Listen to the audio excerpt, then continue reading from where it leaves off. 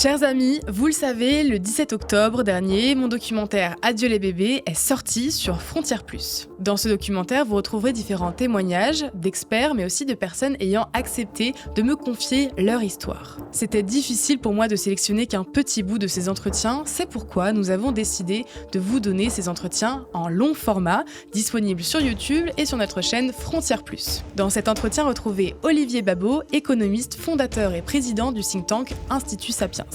Autrefois, on existait évidemment pour ses croyances, pour son système de croyances et de recommandations religieuses. On existait pour la nation, on existait pour la collectivité, sa famille, sa classe sociale. Donc on se sentait une dette, on agissait pour eux. Et le critère du plaisir individuel n'existait pas en réalité, il n'était pas présent à aucun moment. Qu'on le veuille ou non, qu'on s'en réjouisse ou pas, et vraiment je pense pas d'ailleurs en réalité qu'on puisse revenir à l'état d'avant, mais nous sommes dans une société qui est individualiste, qui est fondée sur le plaisir, c'est une forme d'utilitarisme à la Bentham, à la Jeremy Bentham. C'est-à-dire quelque chose de très auto-centré, qui ne reconnaît plus de dette vis-à-vis de la société, c'est même le contraire, la société est censée avoir une dette vis-à-vis de vous. Et à partir du moment où vous avez cette vision évidemment très individualiste, qu'on pourrait dire un peu égoïste, à ce moment-là, le bébé, l'enfant n'est pas soi-même, en tout cas dans cette considération, il est au contraire une forme de barrière, quelque chose qui va vous éloigner de cette maximisation du plaisir, de l'expérience telle qu'elle est vécue. Et donc pour le dire très vite, mais on pourra développer, c'est une des raisons, à mon avis, importantes qui fait aujourd'hui que le bébé ne fait plus recette.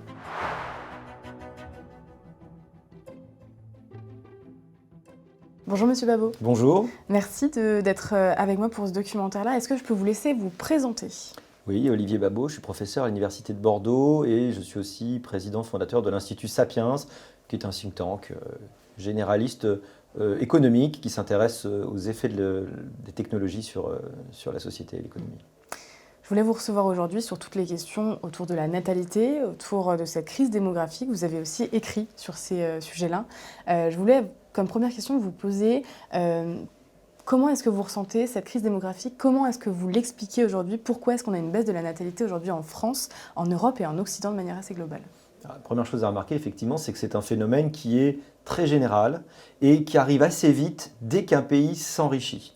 En une ou deux générations, les habitudes qui sont partout dans tous les pays moins développés de faire beaucoup d'enfants, pour des raisons de survie, d'entretien à la retraite, de choses évidemment qu'on a connues nous autrefois, très rapidement les comportements évoluent et c'est partout, donc ça n'est pas que la France. D'ailleurs la France jusqu'à maintenant était plutôt un bon élève, en tout cas elle était moins touchée que dans d'autres pays en Europe, et puis je ne parle même pas du monde, avec évidemment la Corée du Sud et le Japon qui sont des exemples vraiment extrêmes de chute de natalité. Mais ça concerne tous les pays développés.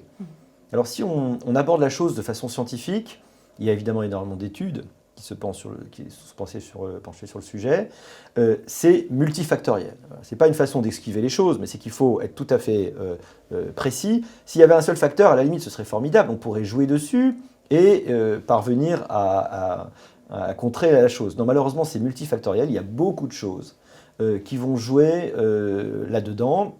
Beaucoup d'éléments qu'on va pouvoir évoquer. Ça peut être des éléments économiques, le coût de l'immobilier, le manque d'une pièce, ça peut être évidemment l'absence de capacité de moyens de garde, de possibilité pour les enfants d'être gardés une fois qu'on en a, c'est vrai qu'on voit bien ce genre de choses. Ça peut être aussi une vision pessimiste de l'avenir, qui fait qu'on n'a pas envie de projeter un nouvel être dans un monde qu'on estime par ailleurs plutôt dans une forme de déclin ou allant vers les formes de catastrophe. C'est possible aussi. Il y a énormément de choses qui jouent et qui s'ajoutent et qui se conjuguent. Voilà.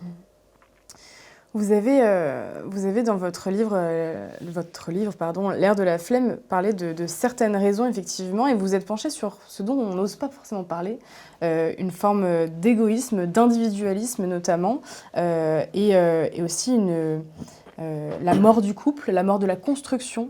Est-ce que vous pouvez un peu développer sur cette partie-là ? Oui, vraiment j'essaie de me garder de jugement de valeur. J'essaie de décrire un peu en sociologue, un peu ce qui s'est passé. Ce qui est indéniable, c'est la fin de la prégnance des grands récits du sacrifice de soi et de la dépendance vis-à-vis du collectif, ou même de la dette vis-à-vis du collectif. Hein. Autrefois, on existait évidemment pour ses croyances, pour son système de croyances et de recommandations religieuses, on existait pour la nation, on existait pour la collectivité, sa famille, sa classe sociale. Donc on se sentait une dette, on agissait pour eux, et le critère du plaisir individuel n'existait pas en réalité, il n'était pas présent à aucun moment. Qu'on le veuille ou non, qu'on s'en réjouisse ou pas, et vraiment je ne pense pas d'ailleurs en réalité qu'on puisse revenir à l'état d'avant, mais nous sommes dans une société qui est individualiste, ça a ses avantages, ses inconvénients, qui est fondée sur le plaisir, c'est une forme de, comment dire, d'utilitarisme à la Bentham, à la Jeremy Bentham. C'est-à-dire que ce qui fait la valeur d'une vie, dans la vision commune, si on interroge quelqu'un dans la rue, ça sera typiquement la somme des plaisirs, des expériences positives, mettons plutôt les expériences positives, au sens très large, qu'il aura pu vivre dans la vie. C'est-à-dire quelque chose de très autocentré, qui ne reconnaît plus de dette vis-à-vis de la société, c'est même le contraire, la société est censée avoir une dette vis-à-vis de vous, et à partir du moment où vous avez cette vision évidemment très individualiste, qu'on pourrait dire un peu égoïste, à ce moment-là, le bébé, l'enfant, n'est pas soi-même, en tout cas dans cette considération, il est au contraire une forme de barrière, quelque chose qui va vous éloigner de cette maximisation du plaisir, de l'expérience telle qu'elle est vécue. Et donc pour le dire très vite, mais on pourra développer, c'est une des raisons, à mon avis, importantes qui fait aujourd'hui que le bébé ne fait plus recette. Exactement. Vous avez également relevé un point essentiel, les incels, les célibataires involontaires, et vous ciblez le fait que quelque part, ils attendent une aide sociale au célibat, ils attendent une forme d'aide. Aujourd'hui, on devrait les aider continuellement à construire, alors que c'était quelque chose qui était plutôt naturel. Moi, il y a quelque chose que j'aborde aussi dans mon documentaire, c'est cette partie-là. Au-delà de l'individualisme, c'est que les hommes et les femmes ne se rencontrent plus quasiment. Ils ont du mal, ils comptent beaucoup aujourd'hui sur les sites de rencontres. On en connaît énormément, et ça se développe de plus en plus. Il y a une surconsommation des profils. Quel regard est-ce que vous avez justement sur ces personnes qui sont un petit peu comme ceux qui se plaignent de c'est toujours la faute de l'État, etc. Mais ils pourraient peut-être aussi se prendre en charge. Pour le couple, qu'est-ce qu'il faudrait quelque part mettre en place? Qu'est-ce que vous avez à leur dire à ces jeunes? Alors, ils n'ont peut-être pas totalement tort, et à la fois quand même, ils ont aussi un peu tort. Voilà, ils sont entre les deux, je ne veux pas accabler les fameux incels. Autrefois, au XIXe siècle, vous ne choisissiez pas votre conjoint. Les mariages étaient des mariages arrangés, patrimoniaux. L'amour entrait assez peu en ligne de compte. Ça faisait parfois des mariages très malheureux, mais parfois bizarrement des mariages relativement heureux, peut-être parce qu'on n'attendait pas grand-chose. Aujourd'hui, l'idée est évidemment qu'on doit se choisir pour la vie. Bon, dans une vie qui est beaucoup plus longue qu'avant, quand vous vous mariez aujourd'hui, et surtout si vous vous mariez jeune, vous êtes à peu près sûr d'arriver aux noces de diamant. Hein. Ça veut dire qu'il faut quand même s'être bien choisi. Et en même temps, effet ciseau, si vous voulez, on est beaucoup moins tolérant au changement, on se lasse plus vite. On est dans une société du zapping, une société, encore une fois, où on va d'abord garder son propre équilibre, son propre plaisir.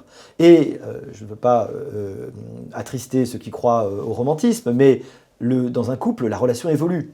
Elle est forcément extrêmement vive et comme dit dans Lampedusa, le prince de Salina, hein, l'amour, je crois c'est 3 ans de flamme, 30 ans de cendre.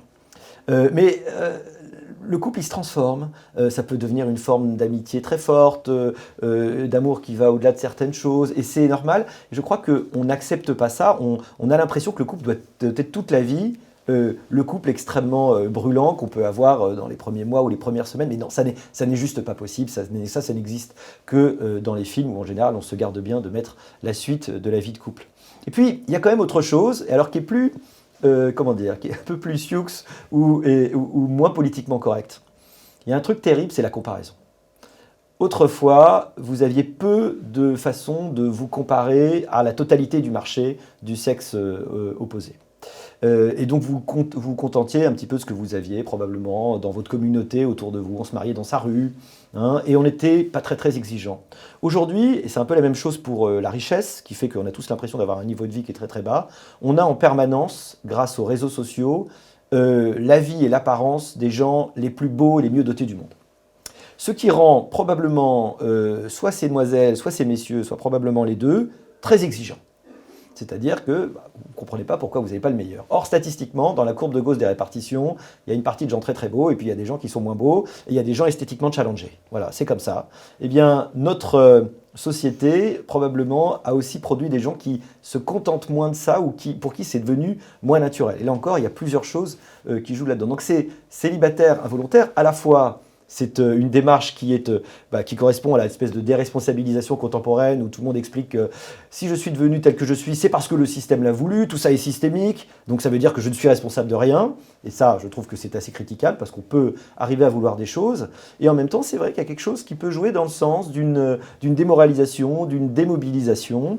Je crois que statistiquement, j'avais regardé, au Paléolithique, vous aviez un mâle qui arrivait à transmettre ses gènes pour 17 femelles.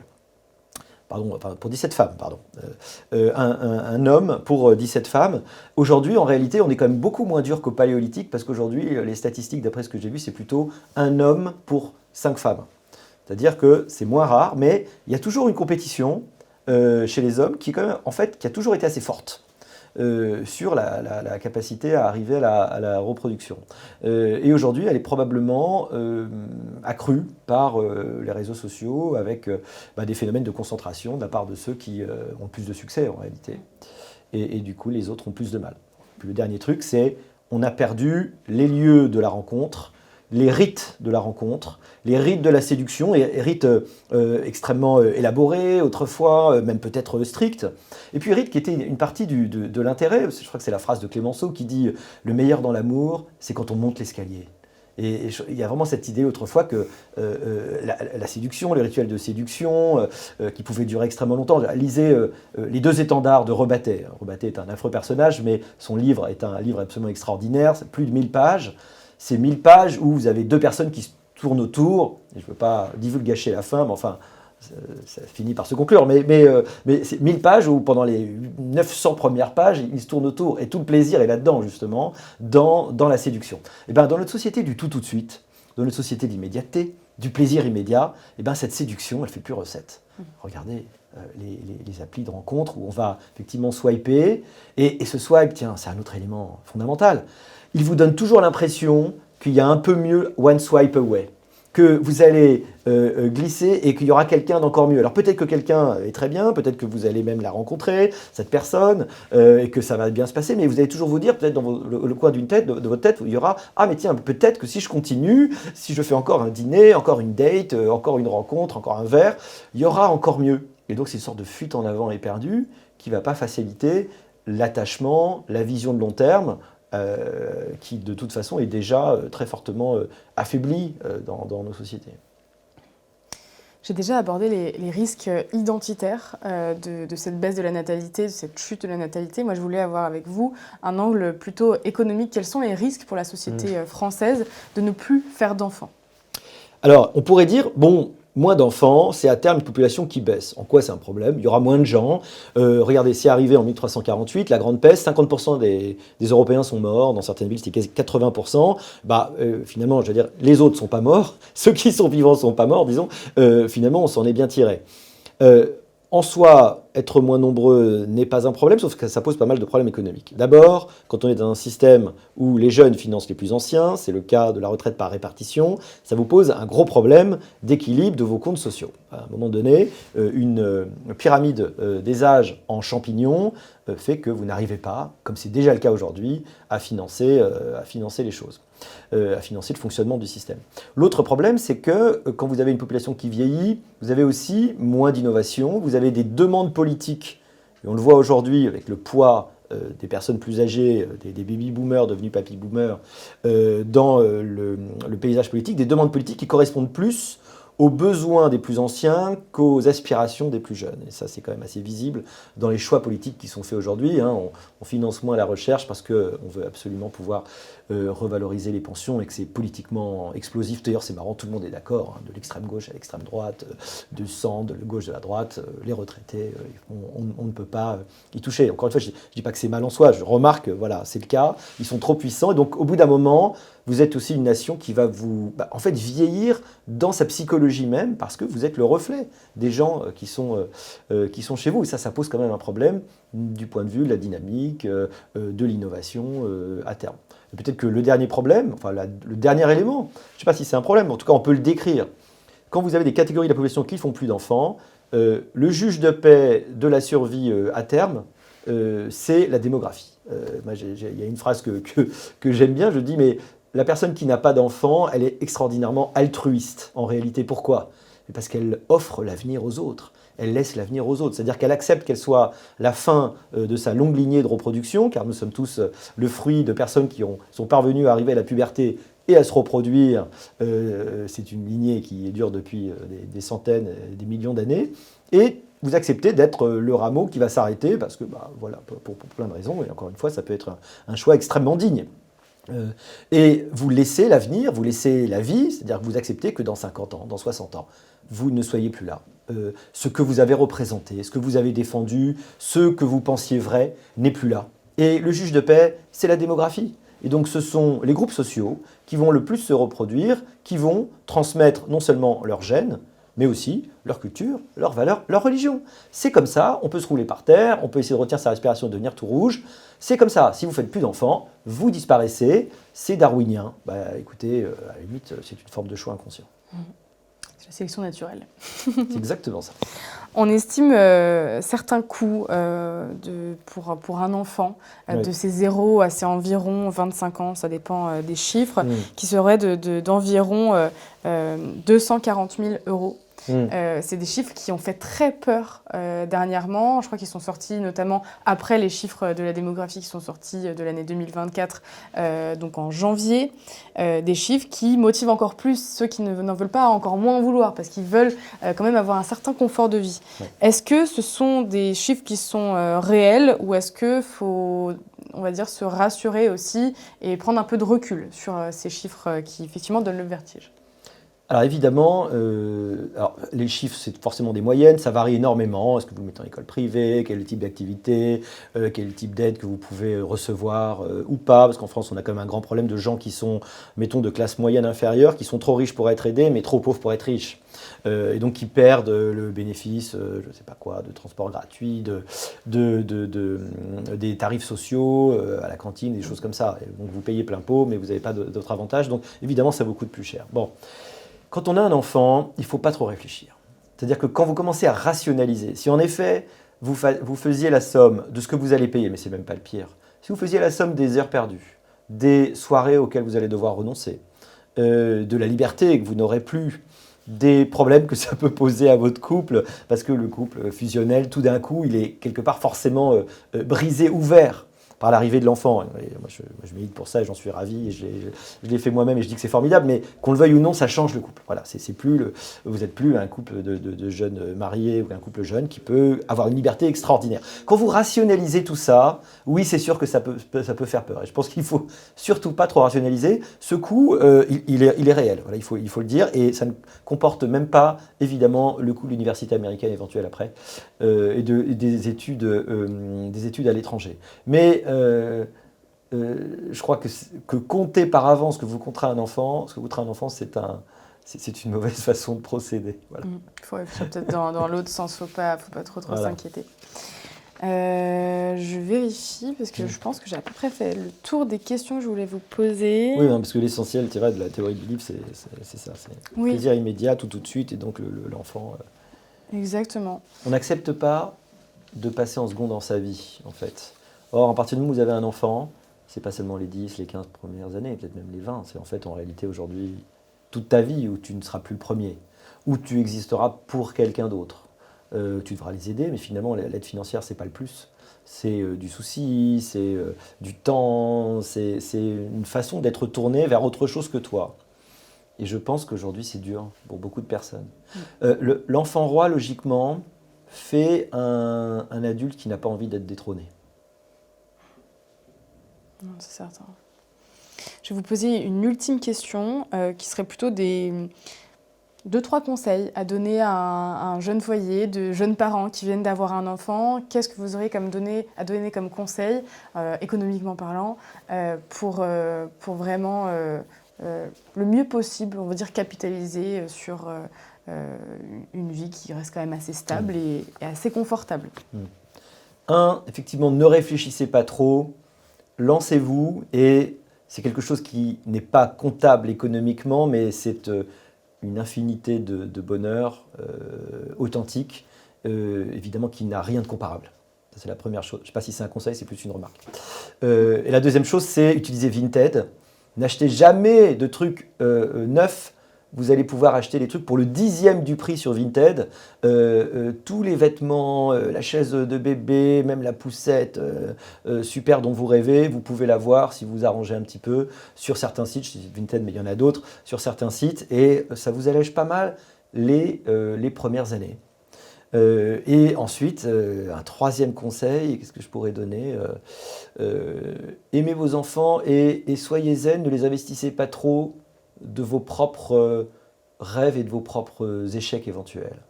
Voilà. Rassurez-vous, l'essentiel de ce que deviendront vos enfants, a priori, d'après les études, c'est plutôt à cause de leurs gènes. Donc vous leur avez passé vos gènes au moment de la fécondation, vous avez fait l'essentiel, et faites-leur confiance. Merci beaucoup, Olivier. Merci.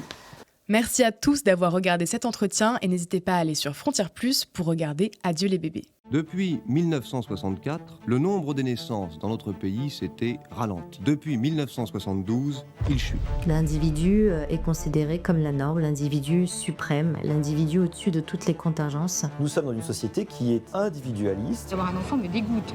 La vision des femmes enceintes ne m'est pas agréable.